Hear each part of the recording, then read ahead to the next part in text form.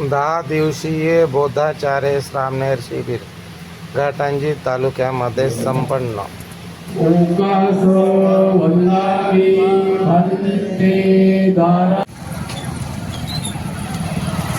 Doctor Babasaheb आंबेडकरांच्या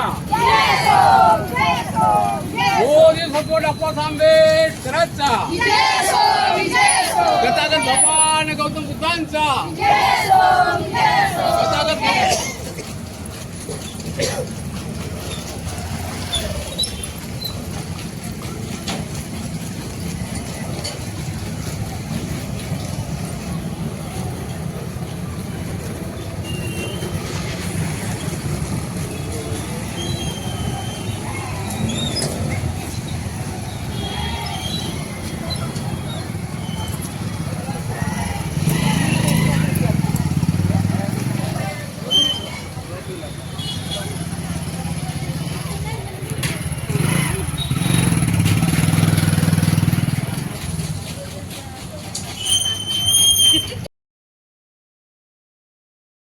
निमसरकर सरला मानावं लागेल का या वयामध्ये सुद्धा त्यांनी जिथे जिथे आम्ही सांगितलं तिथे तिथे फोन केले, कॉन्टॅक्ट केला, वर्गणी जमा केली।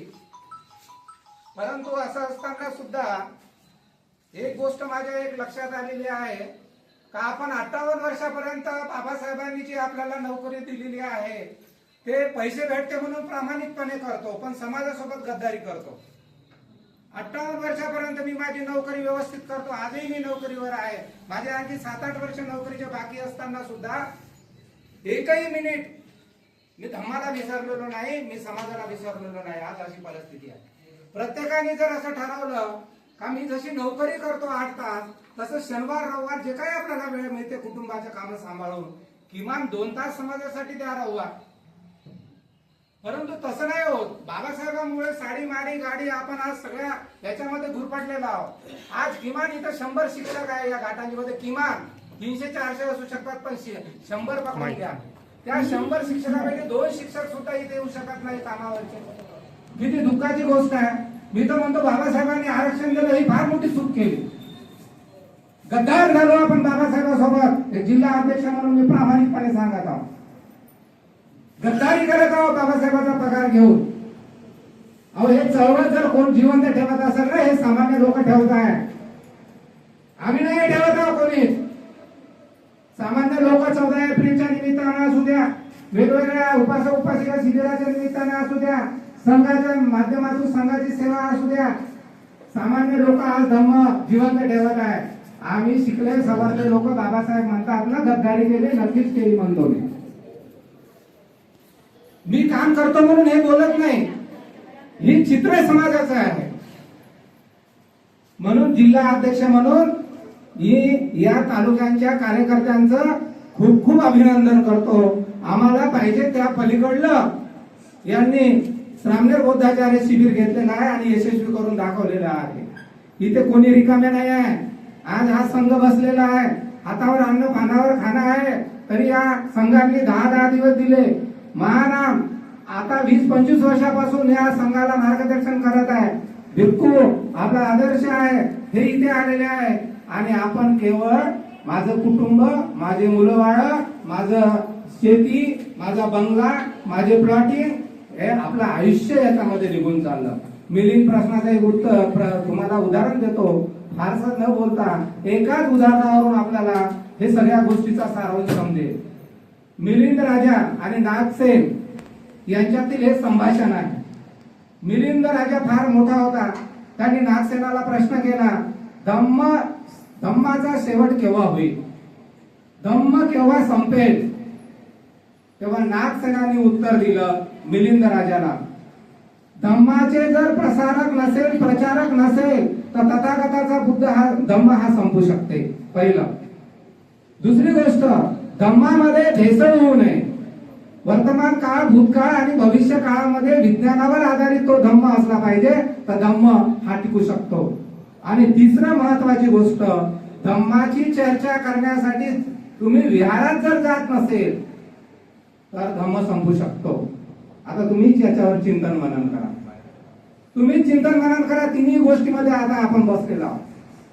धम्माचा प्रसार प्रचारक नाहीये, आहे का? धम्माची चर्चा होते का रविवारी? नाही. प्रसार प्रचारक करणारा धम्मगुरू उरलेला नाही. धम्म हा विज्ञानावर आहे म्हणून टिकून आहे फक्त. आणि म्हणून यवतमाळ जिल्हा आणि घाटांजी तालुका एवढंच मर्यादित न राहता धम्माचा प्रसार प्रचार आपण झपाट्याने केलं पाहिजे. आज आपण हिंदू धर्मापासून निस्पष्ट बोलतो. आदर्श घेतला पाहिजे. आदर्श काय? आदर्श घेतला पाहिजे.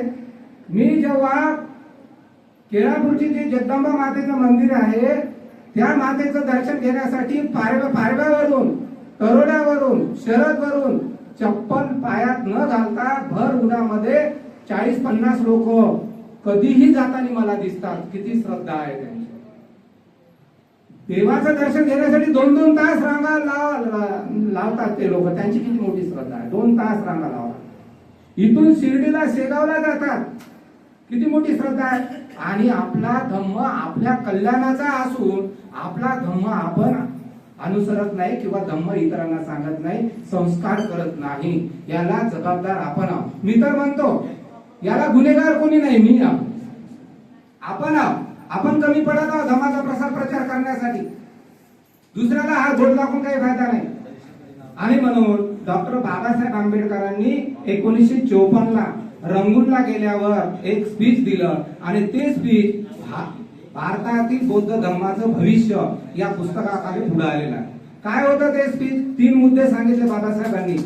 या देशामध्ये बुद्ध आणि त्याच्या धम्माचा जोपर्यंत प्रसार प्रचार होणार नाही तोपर्यंत हे भारत बौद्धमय होऊ शकत नाही. बुद्धांचा धम्मग्रंथाचा आपणच आपल्यापर्यंत ठेवलेला आहे. इतर ओबीसी, व्हीजेडी, एसटी पर्यंत आपलं गेलेलं नाही. दुसरा मुद्दा सांगितला, एकच संघटना असावी भारतीयांची, भारतीय बौद्धांची, भारतीय बौद्ध महासभा. त्याच बॅनर खाली सगळ्यांनी काम करावं. याच्यातून प्रधानमंत्री निर्माण झाला पाहिजे, याच्यातून राष्ट्रपती निर्माण झाला पाहिजे, याच्यातून IAS तयार झाले पाहिजे 24 प्रकारच्या शिबिरांमधून. तेही आपण केलं नाही. आणि तिसरं महत्वाचं सांगितलं बाबासाहेबांनी, तिथे मला सुटाबुटातील प्रचारक हवे आहे. सुटाबुटातील.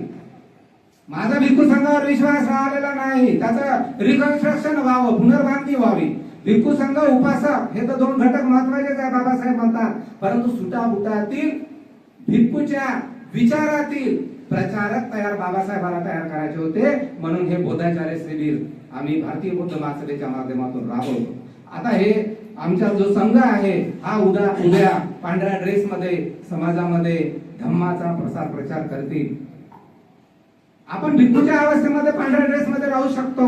बाबासाहेबांचं स्वप्न होतं का संसाराचा गाडा आपण पुढे नेता नेता समाजाचंही हित आपण जोपासलं पाहिजे. म्हणून पुण्याच्या फारसा न बोलता वेळ बराच झाला, परंतु या तालुका कार्यकारिणीला मी एक विनंती करतो. एक महाराष्ट्र राज्याचं आपल्याला पत्र आलेलं आहे. त्या पत्रामध्ये स्पष्ट सांगितलेलं आहे, एका तालुक्यामध्ये किमान 56 गावामध्ये भारतीय बौद्ध महासभेच्या शाखा वर्षावासाच्या पिरियड पर्यंत आपल्याला स्थापन करायच्या आहे. 56 गावात. म्हणून रावी नगराळे सरांना विनंती करतो, अध्यक्ष पद आपल्याकडे आहे, त्या पदाला तुम्ही न्याय द्या आणि 56 गावामध्ये शाखा स्थापन करा. विहार तिथं वर्षावासाचा कार्यक्रम सुरू झाला पाहिजे. विहार तिथं 24 प्रकारचे शिबिर आणि 10 प्रकारचे भारतीय बौद्ध महासभेचे उद्दिष्ट आपण पूर्ण केले पाहिजे. आणि प्रत्येक तालुक्यामध्ये प्राध्यापक मुनसर इथे पांढरकवड्याच्या तालुका अध्यक्ष आहे, त्यांना विनंती करतो का खेडून खेड, गावून गावी आपण गेलं पाहिजे आणि महिला आणि पुरुषांनी मिळून हे काम केलं पाहिजे. विशेष करून मी वणीमध्ये जातो. वणीचा आज कोणी इथं कार्यकर्ता नाही, पण वणीचं काम इतकं जबरदस्त आहे, इतकं जबरदस्त आहे ते शब्दात सांगण्यासारखं नाही. महिला आणि पुरुष कोणताही कार्यक्रम असू द्या, 1 नंबरचा कार्यक्रम तिथं होतो. घाटांजी त्याच्या मागे आहे, पांढरकवडा आहे, मारेगाव आहे, असे सगळ्या जिल्ह्यामध्ये कार्यक्रम व्हावे ही अपेक्षा व्यक्त करतो. लांबलेले शब्द इथं थांबवतो. सर्वांना मैत्रीपूर्ण जय हिंद.